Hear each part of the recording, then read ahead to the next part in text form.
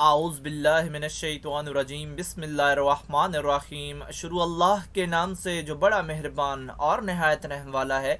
उम्मीद है आप लोग खैरियत से होंगे। और इस वीडियो में इंजीनियर फैसल आपसे मुखातिब है। हमारी आज की वीडियो का जो सब्जेक्ट है वो है स्टाइकोमेट्री।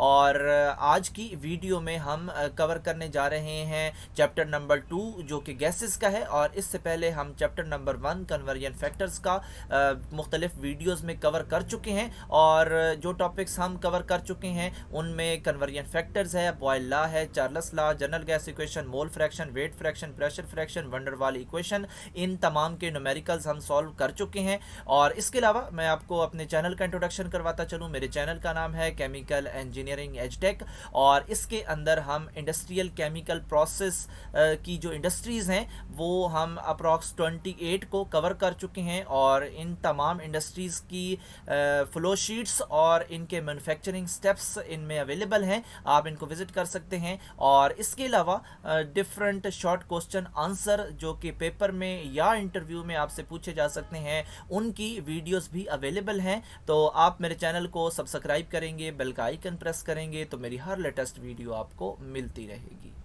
स्टाइकोमेट्री का सब्जेक्ट है, गैसेस का चैप्टर है। और जो सवाल हमारे सामने है इसमें हमने दो चीज़ें कैलकुलेट करनी है। एक है नंबर ऑफ़ मॉलिक्यूल्स, सेकंड है नंबर ऑफ़ एटम्स।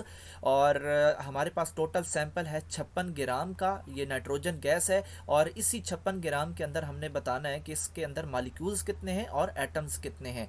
तो सबसे पहले हमने क्योंकि नंबर ऑफ़ मॉलिक्यूल्स फाइंड करना है तो उसके लिए हमें मोल्स की ज़रूरत पड़ेगी। हम इसके मोल फाइंड करेंगे। नाइट्रोजन के क्या फार्मूला इस्तेमाल करेंगे हम? वेट बटा मॉलिक्यूलर वेट।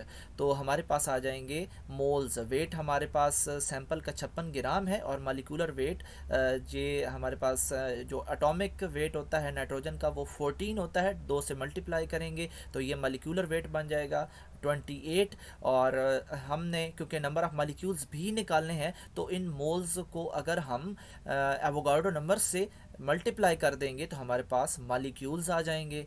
और यहाँ पे जो हमने ग्राम एटम्स निकालने हैं उसके लिए हम जो ये सैंपल का वेट है उसको हम मॉलिक्यूलर वेट पे डिवाइड नहीं करेंगे बल्कि उसके एटॉमिक वेट पे डिवाइड करेंगे। तब हम ग्राम एटम्स निकाल पाएंगे, तब उसके एटम्स निकाल पाएंगे। और मॉलिक्यूलर जो वेट है यहाँ पे नहीं आएगा बल्कि इसका एटॉमिक वेट आएगा। और एटॉमिक वेट नाइट्रोजन का 14 होता है।